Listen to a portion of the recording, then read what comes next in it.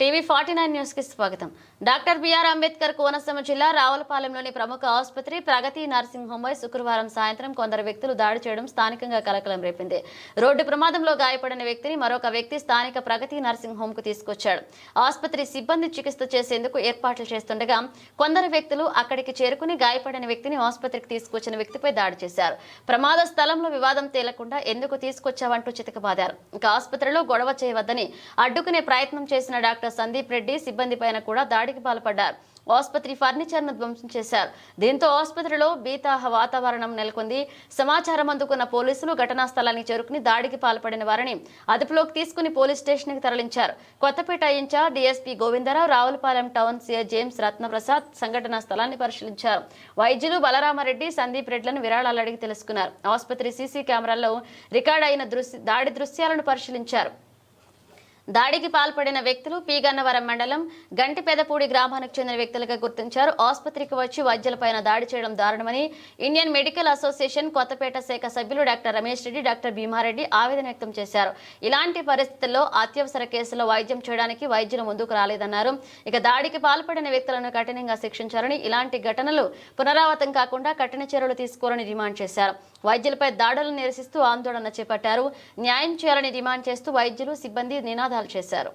ఎవరు కూడా రావులపాలెంలో ఎమర్జెన్సీని ఎవరు హ్యాండిల్ చేయలేదు. లోకల్ ఆ రోజు ప్రతి వాడిని రాజమండ్రి పంపించాలి. లోకల్ పోలీస్ వచ్చారు కానీ వాళ్ళ విక్టిమ్స్ ని వదిలేస్తున్నారు అంతే. క్రైమ్ చేసిన వాడిని మాత్రం మర్యాదగా చూస్తున్నారు. ఇది కుదరదండి.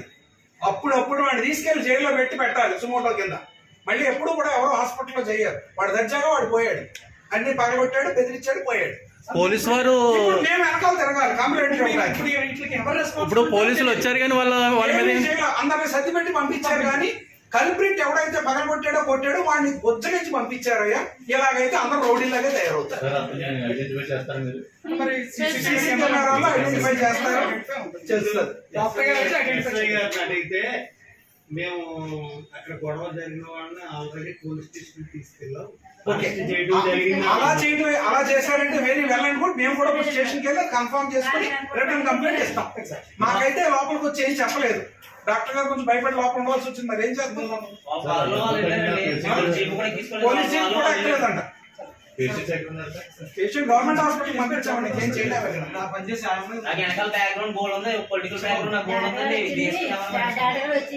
ఎవరో ఎంత గొడవడుతున్నారు, బయటకు కొట్టుకోవచ్చు కదా, ఎవరైతే లైన్ కొడక అంటే వచ్చేసాడండి. వచ్చేసి అంతే అడగా నమ్మకంగా ముందు మీద చేసుకుంటే బాబాయ్ అడగని కొట్టారు బాబాయ్ అడగని కొట్టారు బాబాయ్ అని మేము కంగారుగా భయపడిపోతుంటే ఎట్లా మీకు సంబంధం లేదు లంచ్లో దొరకాలంటే అంటున్నాడు అనేసి అని మీటోకి ఇదే సంబంధం లేదు. మా ఇదంతా నాకు చేసి మరి సంబంధం పెట్టరా ఎందుకని చేస్తారు దగ్గర అన్నమాట అడగారు అంటే అంతే వరి మీద లాక్కిపోయిండే వరి మీద పెట్టుకుంటాడు అడగారు.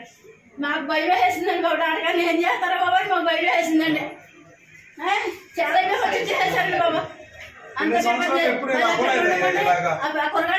బయట తీసిపోయి కింద తొక్కేశారండి బాబాయ్. బాబు కొడుకోవాలి చచ్చిపోయి బాబు, చచ్చిపోయి బాబు, చచ్చిపోయి బాబు కొడుకొని మేము వెనకాల నుండి బాలే బాగాలండి. మేము అసలే బాగలేదండి బాబు.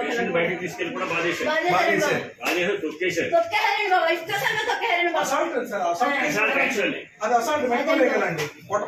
అలా చేశారండి బాబు. ఇంకా ఈ అబ్బాయినండి చక్కగా కాబట్టి 4 సార్లు లాగేశారండి. మంచి పని కదా కరెక్ట్ కదా అమ్మ తప్పింది. ఈ అబ్బాయిని 4 సార్లు లాగేశారండి. ఇప్పుడు నిజంగా డాక్టర్ గారు కనుక ఏదైనా ప్రాణహాని జరుగుంటే దానికి రెస్పాన్సిబిలిటీ ఎవరు ఉంటారు చెప్పండి? ఇదంతా కొంచెం బాధ్యత ఎవరు వహిస్తారు? పరిస్థితులు నాకు జరుగుతూ, రమేష్ రెడ్డి గారికి జరుగుతూ, ఇంకో డాక్టర్ గారికి జరుగుతూ. అసలు ఇలా ఉంటే ఎవరు కూడా రావులపాలెంలో ఎమర్జెన్సీని ఎవరు హ్యాండిల్ చేయలేరు. లోకల్ ఆ రోజు ప్రతి వాడిని రాజమండ్రి పంపించాలి. లోకల్ పోలీస్ వచ్చారు కానీ వాళ్ళ విక్టిమ్స్ ని వదిలేస్తున్నారు అంతే. క్రైమ్ చేసిన వాడు మాత్రం మర్యాదగా చూస్తున్నారు. ఇది కుదరదండి. అప్పుడప్పుడు వాడిని తీసుకెళ్లి జైల్లో పెట్టాలి సుమోటో కింద.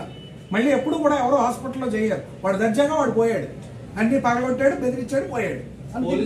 ఇప్పుడు మేము వెనకాల తిరగాలి. కంప్లైంట్లు ఉంటాయి. వాళ్ళు వచ్చారు, వాళ్ళు కొట్టుకున్నారు. ఎవరో ఒక అతను వచ్చి వాళ్ళని ఒక చిన్నపిల్లని పట్టుకుని బాధేశారు. తీసుకుని బయటకు కూడా వెళ్ళి బాధారు. వచ్చి బెడ్ మీద పడేసి మళ్ళీ బాధడం మొదలెట్టారు. ఎందుకు ఇలా చేస్తున్నారు అని అడిగేటప్పటికి హాస్పిటల్ అద్దాల గట్ట పగలబెట్టారు. మా మీద కూడా దాడి మొదలెట్టారు. మా అబ్బాయి కూడా ఆర్థోపెడిక్ సర్జను, నేను జనరల్ సర్జన్. ఈ హాస్పిటల్కి ఎంతో రిప్యుటేషన్ ఉంది, ఎంతోమంది పేషెంట్స్ వచ్చి చేసుకుంటున్నారు. ఇలాగుంటే మేము ఈ విరిగిన వర్గాల గట్రా చూడండి, వెంటనే మా ఐఎంఏకి కాల్ చేసాము, మా డాక్టర్లు అంతా కూడా వచ్చారు. ఇలా జరిగితే మటుకి ఈ హాస్పిటల్ రన్ చేయడం అనేది, ఈ హాస్పిటలే కాదు, రావులపాలెంని వైద్యం చేయడం అనేది చాలా కష్టం. ప్రజలకు వైద్యం చేయడం అనేది కష్టం, ఇంత స్ట్రెస్ మీద చేయడం అనేది చాలా కష్టం. ఒకసారి అన్నీ చూడండి. పట్టుకున్న సెక్యూరిటీని, మా స్టాఫ్ని అందరినీ కొట్టుకుంటూ వెళ్ళారు. ఇంకా ఏమన్నా అంటే మాకు ఆడ తెలుసు వీళ్ళ తెలుసు అంటున్నారు తప్ప ఇంకేమంటలేదు. వెంటనే పోలీసులు కూడా అంటున్నారండి, అది మీరు హాస్పిటల్లో ఉండేది అంటున్నారండి. అసలు హాస్పిటల్ ఎలా ఉంటుంది మేము చూస్తామని మేము చూస్తాము, హాస్పిటల్ లేపేస్తామంటాం మొదలెట్టారు. స్టేట్స్ లో ఎక్కడ జరిగిన చేయడం చాలా ఎలర్ట్గా, చాలా విజిలెంట్ గా ఉంటుంది పోలీసు. అయినప్పటికీ కూడా ఈ మధ్య ఉన్న బందోబస్తులు కానీ వరదలు ఇది ఇద్దరు ఒక్కటే జరిగింది ఇవాళ. అయినప్పటికీ చేయగలిగిన కూడా అందరూ కూడా రోడ్డు మీద ఉన్నారు, వేరే దేని మీద. అయినప్పుడు కూడా ఇక్కడ జరగడం సెక్యూరిటీ ఉంది, ఎంతమంది మ్యాన్ పవర్ ఉండడం కూడా వాళ్ళు ఏదో తాగి ఇక్కడికి వచ్చి అట్లాంటి దౌర్జన్య సంఘటనలు జరగకూడదు. ఎందుకంటే వాళ్ళే ఎంతో మందికి ట్రీట్మెంట్ ఇచ్చి ప్రాణం పోసి వాళ్ళని బతికిస్తారు. వాళ్ళకే రక్షణ లేని పరిస్థితి రావడం చాలా పోతుంది, ఇక్కడ జరగకూడదు.